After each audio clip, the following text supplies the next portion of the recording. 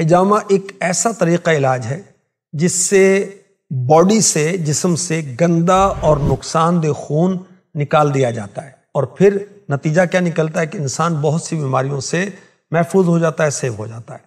سینکڑوں سال پہلے سے بیماریوں سے چھٹکارا پانے کے لیے جدید طبی وسائل اور سہولتیں میسر نہیں تھیں، تو ان روایتی طریقوں سے بیماریوں سے نجات حاصل کی جاتی تھی۔ اس میں بہت ہی ایک ایفیکٹو طریقہ سمجھا جاتا تھا حجامہ۔ آج کل اس کو کپنگ تھراپی کہا جاتا ہے۔ حجامہ کی وجہ سے خون کی گردش بہتر ہوتی ہے، خون میں آکسیجن اور غذائی اجزاء میں بھی اضافہ ہوتا ہے، جلد کی صحت بہتر ہونا شروع ہو جاتی ہے۔ حجامے سے کیل، محاسوں اور ایگزیما جیسی جلد کی بیماریوں کے خطرات بھی کم ہو جاتے ہیں۔ سانس کی بیماریوں سے بھی شفا حاصل ہوتی ہے۔ کپنگ تھراپی یعنی حجامہ پچنا، اس سے سینے اور پھیپھڑوں کے تناؤ میں، کھچاؤ میں کمی آتی ہے، پھیپھڑوں کی کام کرنے کی صلاحیت میں اضافہ ہوتا ہے، اور اس سے کیا فائدہ ہوتا ہے کہ بلغم کو جسم سے خارج کرنے میں مدد ملتی ہے۔ اس کے ساتھ ساتھ حجامہ سانس کی نالی کو متعدی انفیکشن میں بھی مفید ہے۔ حجامہ سے جسم سے زہریلے مواد کا اخراج ہوتا ہے۔ فاسٹ فوڈ کثرت سے استعمال کرنے کی وجہ سے جسم میں زہریلے مواد جمع ہونا شروع ہو جاتے ہیں۔ حجامہ لگوانے سے زہریلے مادے کو خارج کرنے میں مدد ملتی ہے۔ دائمی تھکاوٹ سے بچنے کے لیے حجامہ ایک بہترین آپشن ثابت ہو سکتا ہے۔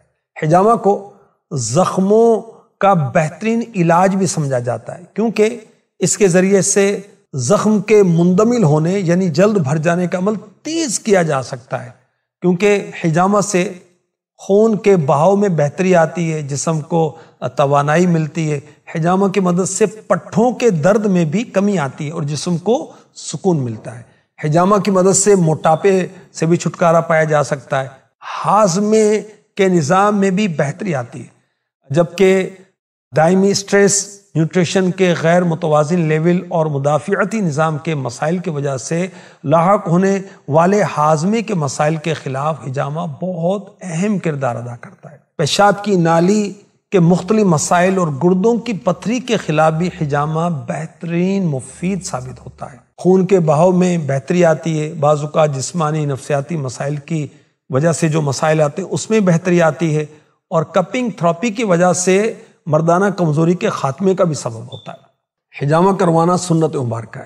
احادیث مبارکہ میں ہے کہ آخری نبی مکی مدنی صلی اللہ علیہ وسلم نے پچھنے لگوائے یعنی حجامہ کروایا۔ میرے آقا صلی اللہ علیہ وآلہ وسلم نے فرمایا کہ میں معراج کی رات فرشتوں کی جس جماعت کے پاس سے گزرا تو فرشتوں نے اللہ پاک کی طرف سے یہ حکم دیا کہ آپ اپنی امت کو پچھنے لگوانے کا حکم دیں، حجامہ کا حکم دیں۔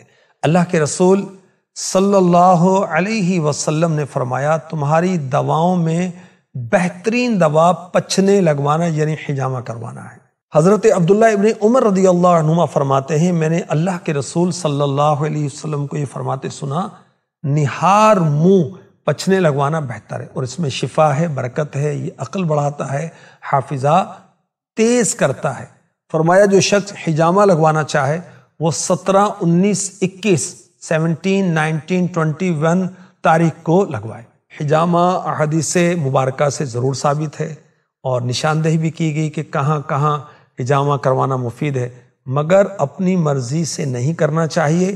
احادیث کے علاج بھی ڈاکٹرز کے مشورے کے ساتھ کرنا چاہیے، کیونکہ نبی پاک علیہ الصلوۃ والسلام نے جو فرمایا وہ بالکل حق ہے، مگر کن کو فرمایا؟ اہل عرب کو، ان کی نفسیات، ان کی کیفیات، ان کے امراض کو پیش نظر رکھتے ہوئے۔ اس لیے ہم اپنے امراض کے لیے اپنے ڈاکٹر سے اور جو مستند اس کے ماہرین ہیں اس سے مشورہ کر کے ہی کیا کریں۔ حجامہ ایک علاج ہے اور باقاعدہ علاج ہے جس سے جسم سے غیر مقصودی خون کو نکالا جاتا ہے۔